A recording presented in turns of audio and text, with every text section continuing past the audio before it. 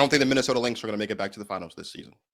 And this, it has a lot to do with what's happening around them and less to do with them and stuff. I did already mention they, for the most part, are rostering the exact same team that we last saw walk out off the court of Game 5 of the WNBA Finals last season.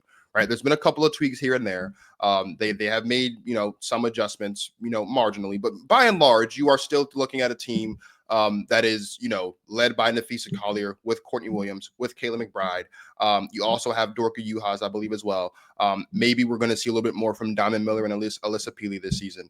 But by and large, this team is very much the same.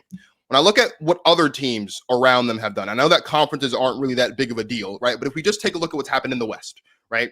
The Aces, they traded for Jewell Loyd. They went out there, they signed Dana Evans. They went out there, they got Tiffany Mitchell. Aaliyah Nye, I believe, it's all indicating that Aaliyah Nye and Deja Kelly are making the roster, considering the last cut that we just saw of Queen Egbo and Harmony Turner. I believe they're both making the roster, right? So he beefed up the bench. You take a look at what LA did. They went out there, they traded for Kelsey Plum, which, as Martin has alluded to several times already over the past couple weeks, should boost their stock already. The Dallas Wings, yeah, they only have 3 rosters returning from last season, but they have playoff caliber talent and Paige Beckers on this roster, right? You have a Dejanay Carrington, you have a Ty Harris. They brought in Maisha Hines-Allen from Minnesota, who's a vet, also a champion from DC, right? In addition to Paige Beckers, they have Isaiah James. They brought in JJ Quinterly. They brought in Madison Scott. Like, there's a lot of talent on that roster that if they can get it to mesh well, should lend to the Wings being competitive. Even if you take a look at the Phoenix Mercury, who, as I was fighting spiders when DJ Tracy Treese was on the show, I couldn't really get my thoughts together. Are the Phoenix Mercury top heavy? Absolutely. But do I think the Phoenix Mercury could be a tough out for the Minnesota Lynx if they matched up? I absolutely do. When you're talking about a team that has Alyssa Thomas alongside Kylie Copper and Satu Sabali, and they brought in Colleen Brown, who I think was a very underrated pickup for them as well. When I look at the Minnesota Lynx, I'm not saying that it's impossible. I'm not saying that if they made it, I'd be shocked because they were there last season. But what I am saying is when all the other teams around you have seemingly readjusted and repositioned themselves to get to where you were last season, and really there's just minor adjustments made here and there, I'm not 100% confident that Minnesota will make it back to the finals, which brings me back to what I was saying initially during the Unrivaled season. I think it's going to take a backpack job from Napheesa Collier. And if Unrivaled has been an indication, I think she has what it takes to do it. I think she's shown that her game has developed and that she's committed in a way where if she's got to put this team on her back and carry them through the playoffs and get them back to the finals, I think she can do it. I think she's capable. But certain matchups, we've seen it before. Certain matchups, even the biggest back with strongest shoulders, and all the talent in the world, sometimes you just can't get over that hump. And I think maybe we look at a situation where the Minnesota Lynx are not back in the finals this season.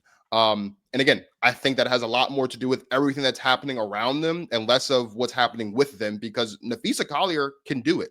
But will she be able to handle some of these matchups, which are going to be increasingly more difficult than they were last season? I don't know. I mean, I think that's a fair point. I do think we're looking at, like, is that gonna make it tougher for them, or are they gonna be more of the model of consistency? Because teams that add new stuff, they've got adjustments to make. They're figuring each other out. And yeah, like, teams are getting more talented, but Minnesota keeping that consistency could give them an advantage because they know who they are. They know each other. They know who their best players are. They know how they do it. I think I think you make a fair point. I think the league is getting more talented across the board.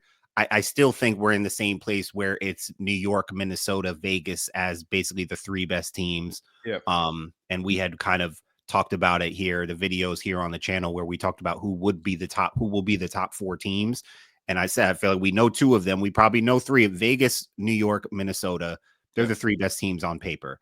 I do think it's going to be interesting, though, because I think we might fall into the same trap of, like, sleeping on Minnesota a little bit, and they may come back and do exactly what they did last year and just out execute people, right? Like, the way they play is a model of consistency. They're not a super team. They're not relying on talent. They have what they have, and they're very good at what they do. I do think they're going to need a bump and a better year from, like, a Bridget Carlton. Like, I think she's going to need to step up. She really kind of fell off, especially during the finals. I think they could, use it. Like, Kayla McBride was on a heater last year. I don't know. I mean, she'll still be good. I don't know. I mean, I think we're going to see a very similar team this year. To your point, it's similar. It's like about the same roster.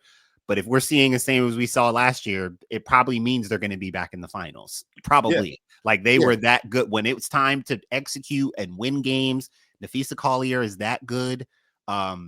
It's probably more of a lazy take, but if it's looking the same, they might be back. They might be right back because they're just that model of consistency is what it can be to their advantage. Yeah, I mean, it's a very thin line. I don't think like it's a very thin line, right? I mean, you have Napheesa Collier and Courtney Williams, who were two of the best closers last season. Kayla McBride, I believe, led the league in 3-point shooting. The Lynx as a whole led the league in 3-point shooting. They were either first or second in assists, right? So in that regard, to your point, all this consistency, everyone else is changing. Maybe that works your advantage as far as getting off to that, that hotter start. But I do think, though, that the matchups that they might see are going to be tougher because of the changes they're going to make. Right. Like if they matched up with LA last season compared to this season, that's not as easy of a matchup. You know what I mean? Same thing if they match up with Dallas this season compared to if they were to last season, not that easy of a matchup. And so I think in that regard, maybe because even though they are consistent, yes, the changes around them are going to make those head-to-head battles a little bit tougher. And they could it's a very, very, very thin line. It's, if they make it to the finals, I won't be shocked. But if I had to like bet on the odds, I would say it's probably slightly more likely they won't make it back than they will, just looking at the landscape of everything.